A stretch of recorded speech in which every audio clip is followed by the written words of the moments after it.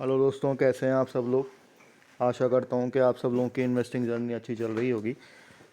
तो आज हम एक और आईटी सेक्टर की एक और दिग्गज कंपनी के बारे में इस वीडियो में डिस्कस करेंगे, जिसके Q3 के नंबर्स जो हैं अभी जस्ट रिलीज़ हो चुके हैं।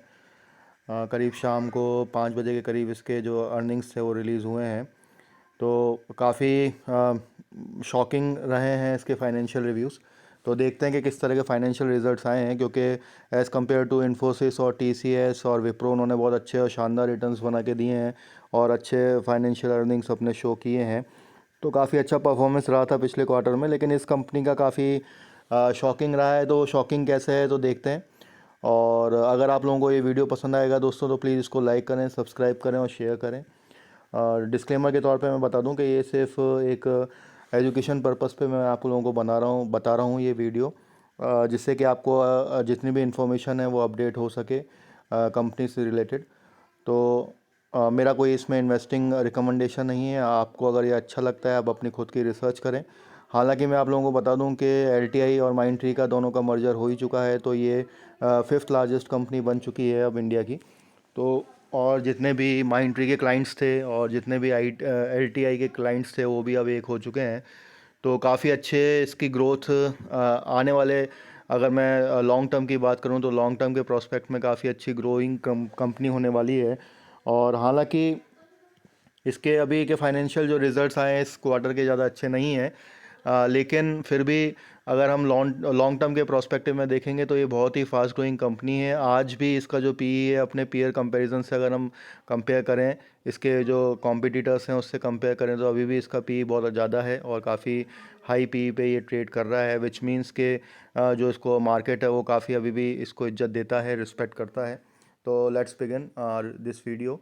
तो अभी आप देख सकते हैं कि इसका जो मार्केट कैप है वो बढ़ के 1,26 करोड़ का हो चुका है। तो एक बहुत ही जायंट लार्ज कैप कंपनी है ये।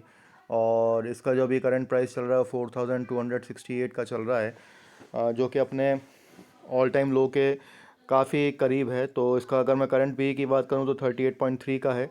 आरओसी और आरओई आप देख सकते हैं 40.1 और 29.5 है। फेस वैल्यू इसकी 1 है। अगर मैं इसके 5 ईयर मीडियन पी की बात करूं तो 25 का है।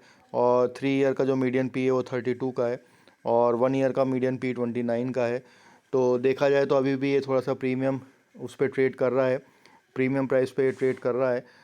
तो लेकिन दोस्तों क्या होता है कि कुछ कंपनीज ऐसी होती हैं कि जिनका पी हमेशा ऊपर ही रहता है अपने मीडियन पी से। Like for example Nestle India, उसका पी कभी भी 100 के नीचे आया ही नहीं है। तो अगर आप सोचें कि उसका कभी पी 100 के नीचे आएगा तो ऐसा कभी नहीं होता है। तो इसलिए उसमें आप इन्वेस्टमेंट करने का फिर सोच ही नहीं सकते। तो आपको क्या होता है कि कंपनी के परफॉर्मेंस और कंपनी के बिजनेस को भी देखना होता है। तो कुछ कंपनीज ऐसी होती हैं जो अपने जो है पी काफ़ी ऊंचा रहता है उनका, तो उसी के हिसाब से हमें इन्वेस्टमेंट करना पड़ता है। कंपनी बिल्कुल ही वर्चुअली डेट फ्री कंपनी है। ये देखिए फिफ्थ लार्जेस्ट कंपनी है ये। और अभी भी इसका जो मीडियन पी, जो करंट पी है वो आप देख सकते हैं 38 का चल रहा है। तो अपने जितने भी जो 6 इसके कॉम्पिटिटर्स हैं उसमें सबसे ज़्यादा इसी का है। और उसके बाद फिर टीसीएस का है, फिर विप्रो का है, फिर इन्फोसिस का है सॉरी, और फिर एचसीएल टेक्नोलॉजीज़ और फिर विप्रो का है। तो अब हम तुरंत इसके क्वार्टरली रिजल्ट्स देख लेते हैं। तो क्वार्टरली रिजल्ट्स आप देखें तो इसकी सेल्स जो है वो तो काफ़ी अच्छी इंक्रीज़ हुई है।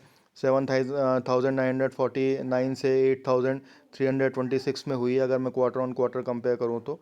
और ईयर ऑन ईयर में तो खैर काफ़ी अच्छी हुई है। दिसंबर 21 में 6,586 थी, जो अब बढ़ के 8,326 हो चुकी है। अगर मैं इसके ऑपरेटिंग प्रॉफिट की बात करूं तो आप देख सकते हैं कि ऑपरेटिंग प्रॉफिट जो है वो थोड़ा सा कम हुआ है। हालांकि operating profit year on year और क्वार्टर ऑन क्वार्टर दोनों में ही कम रहा है। लेकिन अगर मैं इसकी 6 मंथ से एंडेड की बात करूं तो उसके हिसाब से ये बड़ा है। और जहाँ तक ऑपरेटिंग प्रॉफिट मार्जिन की बात है तो वो भी काफ़ी कम हुआ है, और ईयर ऑन ईयर भी कम हुआ है, क्वार्टर ऑन क्वार्टर भी कम हुआ है। तो दोनों ही इन चीज़ों में कम हुआ है। लेकिन फिर भी आप देख सकते हैं कि आज के टाइम में, आज की तारीख में अगर हम इसकी बात करें तो वो चार्ट पैटर्न भी हम देखेंगे आने वाले वीडियो में, आगे इस वीडियो के। और नेट प्रॉफिट की बात करें तो नेट प्रॉफिट पिछले क्वार्टर में बहुत ज़्यादा था, 1,129 था। उस कंपेयर में अभी जो है प्रॉफिट जो है वो थोड़ा सा कम हुआ है, तो 965 का प्रॉफिट हुआ है। और दिसंबर में भी 1,027 के करीब का इसका प्रॉफिट था। लेकिन अगर हम इसके 6 मंथ्स की अगर हम बात करें तो 6 मंथ हम जून से गिनते हैं तो 576, 497, और उसके हिसाब से 599, 599 रहा था। उसके हिसाब से जो ये अभी नेट प्रॉफिट है वो काफ़ी बड़ा है, ठीक है। और अगर हम इसके ईपीएस की बात करें तो ईपीएस 64 का था, 64.37 का ईपीएस था, जो अब घटकर 32.62 का हुआ है, ठीक है दोस्तों। और ईयर ऑन ईयर पहले 58.60 का था, तो ईपीएस भी काफ़ी कम हुआ है। बेसिकली दोस्तों ये क्या हुआ है कि मर्जर की वजह से इसमें काफ़ी थोड़े से करेक्शंस देखने को मिल रहे हैं, और हो सकता है कि नेक्स्ट क्वार्टर में आप लोगों को फिर से इसमें जंप देखने को मिले। तो अभी आप इसमें निराश ना हो। अगर आपने इसमें हाई लेवल पे भी इन्वेस्ट कर रखा है, मान लीजिए अगर आपने इसके जो इसकी ऊपर की वैल्यू है, अगर आपने ऑल टाइम हाई में भी लाइक 7,000 में भी अगर आपने या 6800 में भी इसमें इन्वेस्टमेंट कर रखा है, तो अभी बहुत अच्छा इन्वेस्टिंग अपॉर्चुनिटी है कि आप इसके अंदर जो है एवरेजिंग कर सकते हैं, आपका एवरेजिंग अच्छी हो जाएगी। और L T I Mindtree बताने की ज़रूरत नहीं है, इसकी holding company Larsen and Toubro ही है और माइंड ट्री अब इसके साथ है। तो बहुत ही सॉलिड कंपनी है, फंडामेंटली बहुत स्ट्रॉन्ग कंपनी है, और आने वाले टाइम में ये बहुत ही शानदार ग्रोथ देने वाली है और बहुत ही शानदार प्रॉफिट रिटर्न्स बना के देगी अपने इन्वेस्टर्स को। तो अगर आप लोगों ने अभी इसमें इन्वेस्ट कर रखा है तो आप होल्ड करें दोस्तों, अभी आप वेट करें, ये आपको बहुत अच्छे रिटर्न्स बना के देगी, इसी साल देगी आपको, देखिएगा आप। अगर आप देखिए इसका सेल्स ग्रोथ अभी आप देखेंगे तो सेल्स ग्रोथ भी डबल डिजिट में है, इसकी प्रॉफिट ग्रोथ भी डबल डिजिट में है, हर चीज़ इसकी डबल डिजिट में है। और अर्निंग पर शेयर भी आप देखेंगे तो ट्रेडिंग 12 मंथ्स का 165 रुपीज़ 36 पैसे है, ठीक है। और जो इसके ऑपरेटिंग प्रॉफिट मार्जिन्स हैं वो भी इसमें काफ़ी स्टेबल रहे हैं, तो काफ़ी अच्छी बात है, ठीक है। अभी क्वार्टरली रिजल्ट्स थोड़े से इसके ख़राब रहे हैं, तो जैसे ही मैं आप लोगों को बताया कि जब भी कंपनी क्वार्टरली रिजल्ट्स ख़राब आते हैं तो बट ऑब्वियस है कि मार्केट उसको पीटता है और मार्केट उसको करेक्शन फेज़ में आ जाता है। और वैसे भी अगर हम पूरे आईटी इंडेक्स की बात करें तो वो टाइम करेक्शन और मनी करेक्शन दोनों ही करेक्शन से निकल रहा है, चाहे वो पूरा ग्लोबल आईटी जो सेक्टर है वो निकल रहा है। तो जब ये अपना टाइम करेक्शन और प्राइस करेक्शन दोनों पूरा कर लेगा दोस्तों, और जब हमारा इन्फ्लेशन पीक से होके जब नीचे की ओर आएगा, तब आप देखिएगा जब ये जिस तरीके से ये भागेंगे, जिस तरीके से रॉकेट बनेंगे, आप फिर इसको पकड़ नहीं पाएंगे। तो ऐसा 2-3 सालों में कुछ ही टाइम में होता है कि जब वो बिल्कुल अपनी फेयर वैल्यू पे आके खड़ा होता है इस कंपनी का स्टॉक।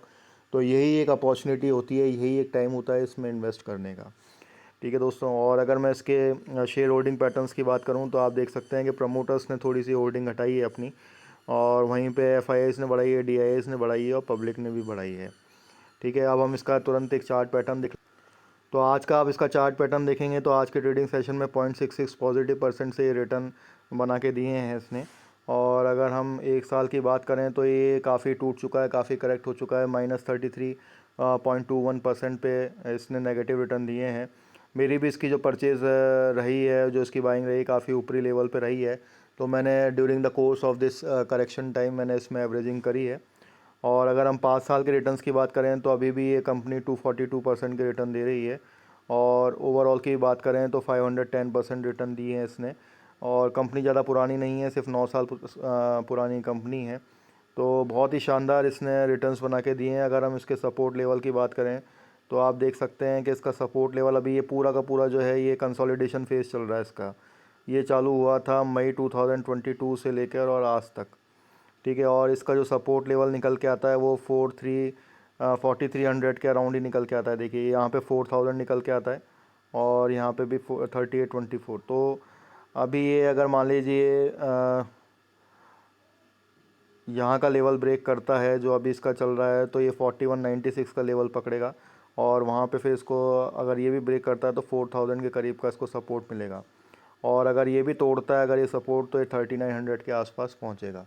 तो अगर ये और आता है इस प्राइस पे तो काफ़ी अट्रैक्टिव हो जाएगा। तो अगर आप लोगों के पास सरप्लस मनी है और आप आईटी सेक्टर में कोई अच्छी कंपनी तलाश रहे हैं तो ये काफ़ी अच्छी कंपनी साबित हो सकती है। और अगर आपने दूसरी कंपनीज़ में इन्वेस्ट कर रखा है लाइक इन्फोसिस और टीसीएस, तो अगर आपने उसमें ऑलरेडी इन्वेस्ट कर रखा है तो आप वेट कर सकते हैं और अपना पैसा इकट्ठा कीजिए, सेव कीजिए और वेट कीजिए जब कोई कंपनी जो आप चाहते हैं वो अगर सही करेक्शन टाइम पे आ चुकी है, आपका एंट्री लेवल सही बन चुका है, तो आप ज़रूर उसको ख़रीदें। तो दोस्तों इसी के साथ मैं वीडियो का अंत करता हूँ। आशा करता हूँ आप लोगों को ये वीडियो पसंद आया होगा। Till then keep on investing. Thank you.